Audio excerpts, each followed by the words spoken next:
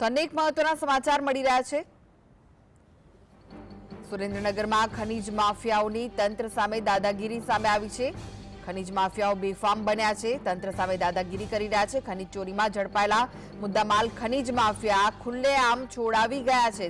ખનીજ માફિયાઓની દાદાગીરી સામે આવી। થાન ભાડુલા વિસ્તારમાં ગેરકાયદેસર ખોદકામમાં આ મુદ્દામાલ જપ્ત કર્યો હતો, જેને છોડાવી ગયા છે। ખાણ ખનીજ વિભાગે ખનીજ માફિયાઓ વિરુદ્ધ થાન પોલીસ મથકમાં ગુનો નોંધ્યો છે। વધુ વિગતો માટે જોડાઈ ગયા છે સંવાદદાતા ફઝલ। ખનીજ માફિયાઓની તંત્ર સામે દાદાગીરી સામે આવી છે, શું વિગત? જી, તો ચોક્કસથી વાત કરવામાં આવે તો સુરેન્દ્રનગર જિલ્લામાં બેફામ રીતે ખનીજ ચોરી થઈ રહી છે, પરંતુ હવે તો ખનીજ માફિયાઓ હદ વટાવી ચૂક્યા છે।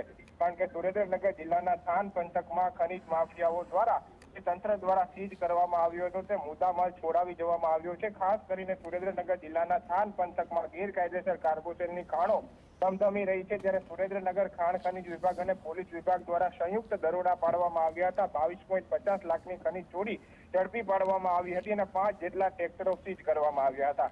પરંતુ આ જ મુદ્દે ખનીજ માફિયાઓ દ્વારા તંત્રની આંખ સામેથી આ ટ્રેક્ટરો છોડાવી જવામાં આવ્યા છે। દાદાગીરી કરી અને આ 5 જેટલા ટ્રેક્ટરો અને અન્ય જે સામગ્રી છે તે છોડાવી જવામાં આવી છે। સીઝ કરેલા વાહનો છોડાવી જવામાં આવતા તંત્રની કામગીરી સામે પણ સવાલ ઉભા થઈ રહ્યા છે અને ચોક્કસથી જો કહી શકાય કે સુરેન્દ્રનગર જિલ્લામાં હવે ખનીજ માફિયાઓ તંત્ર સામે પણ દાદાગીરી કરી રહ્યા છે। જી, આભાર ફઝલ માહિતી આપવા માટે।